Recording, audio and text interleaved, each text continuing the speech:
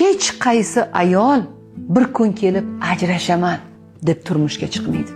Hech qaysi ayol uyimni buzaman degan niyatda turmushga chiqmaydi.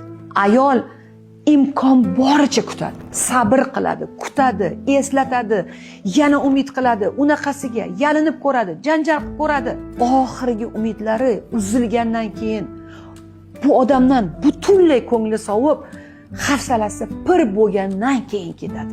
Nimagadir bizda doim ayollarni ayblashadi.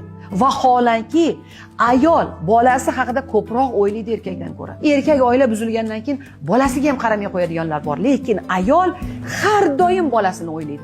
Bolasini olib qoladigan, o'qishga boradigan, qaltirab oyoqqa turgizgan ayol bo'ladi. Turmush buzilgandan keyin ham erkak ketadi, boshqasiga uylanib ketadi ko'p holatlarda. Lekin ayol hech qachon bolasini tashlab qo'ymaydi. Endi o'ylab ko'ring, bolasini shunchalik yaxshi ko'radigan, bolasi uchun shunchalik qayg'uradigan ayol nahotki oilam buzilsin desa, yo'q, uni bunga majbur qiladi erkak.